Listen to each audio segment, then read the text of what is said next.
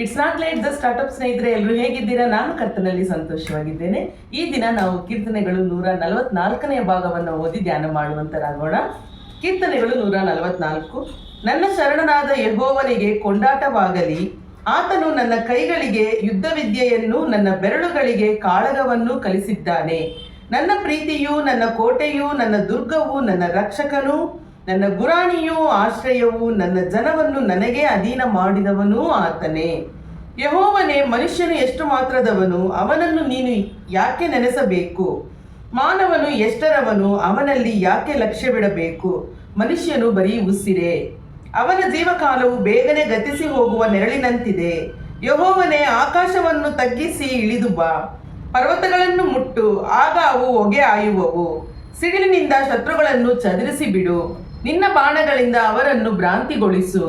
ಮೇಲಣ ಲೋಕದಿಂದ ಕೈಚಾಚಿ ಮಹಾ ಜಲರಾಶಿಯೊಳಗಿಂದ ನನ್ನನ್ನು ಎಳೆದುಕೋ. ಕಪಟ ವಚನದವರು, ಬಲಗೈ ಎತ್ತಿ ಸುಳ್ಳಾಣೆ ಇಡುವವರು ಆಗಿರುವ ಅನ್ಯಜನಗಳ ಕೈಯಿಂದ ನನ್ನನ್ನು ಬಿಡಿಸು. ದೇವರೇ, ನಿನಗೆ ನೂತನ ಕೀರ್ತನೆಯನ್ನು ಹಾಡುವೆನು, 10 ತಂತಿಗಳ ಸ್ವರಮಂಡಲವನ್ನು ಬಾರಿಸುತ್ತಾ ನಿನ್ನನ್ನು ಕೊಂಡಾಡುವೆನು. ಅರಸುಗಳಿಗೆ ಜಯಪ್ರದನು, ಸೇವಕನಾದ ದಾವೀದನನ್ನು ಹಾನಿಕರವಾದ ಕತ್ತಿಗೆ ತಪ್ಪಿಸಿದವನು ನೀನೇ. ಕಪಟ ವಚನದವರು, ಬಲಗೈ ಎತ್ತಿ ಸುಳ್ಳಾಣೆ ಇಡುವವರು ಆಗಿರುವ ಅನ್ಯ ಜನಗಳ ಕೈಯಿಂದ ನನ್ನನ್ನು ಬಿಡಿಸಿ ಕಾಪಾಡು. ಯೌವನಸ್ಥರಾದ ನಮ್ಮ ಗಂಡು ಮಕ್ಕಳು ಹೊರವಾಗಿ ಬೆಳೆದಿರುವ ಸಸಿಗಳಂತಿರುವರು. ಹೆಣ್ಣು ಮಕ್ಕಳು ಅರಮನೆಯಲ್ಲಿರುವ ವಿಚಿತ್ರವಾಗಿ ಕೆತ್ತಿದ ಮೂಲೆಗಂಬದಂತಿರುವರು. ನಮ್ಮ ಕಣಜಗಳು ಸಕಲ ವಿಧವಾದ ಧಾನ್ಯಗಳಿಂದ ತುಂಬಿರುವವು. ನಮ್ಮ ಹೊಲಗಳಲ್ಲಿರುವ ಕುರಿಗಳು ಸಾವಿರಾರು ಮರಿಗಳನ್ನು ಈಯುವವು. ನಮ್ಮ ಎತ್ತುಗಳು ದೊಡ್ಡ ಹೇರುಗಳನ್ನು ಹೊತ್ತು ಬರುವವು. ವೈರಿಗಳು ಒಳಗೆ ನುಗ್ಗುವುದಾಗಲಿ ನಮ್ಮವರನ್ನು ಒಯ್ಯುವುದಾಗಲಿ ಇರುವುದಿಲ್ಲ. ಬೀದಿಗಳಲ್ಲಿ ಗೋಳಾಟವು ಕೇಳಿಸುವುದಿಲ್ಲ. ಇಂಥ ಸುಸ್ಥಿತಿಯಲ್ಲಿರುವ ಜನರು ಧನ್ಯರು. ಯಾರಿಗೆ ಯೆಹೋವನು ದೇವರಾಗಿರುತ್ತಾನೋ ಅವರು ಭಾಗ್ಯವಂತರು.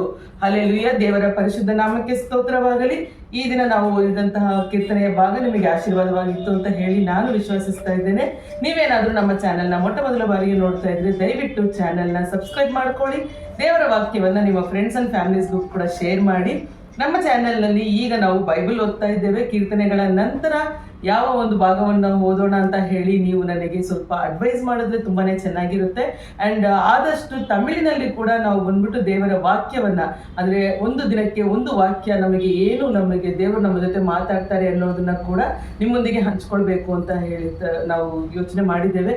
ಅದಕ್ಕಾಗಿ ಕೂಡ ಪ್ರಾರ್ಥನೆ ಮಾಡಿ. ಸೊ ಕೀರ್ತನೆಗಳ ನಂತರ ಯಾವ ಭಾಗವನ್ನು ಓದೋಣ ಅಂತ ಹೇಳಿ ದಯವಿಟ್ಟು ಕಮೆಂಟ್ ಮಾಡಿ. Thanks for watching. God bless you. Have a good day.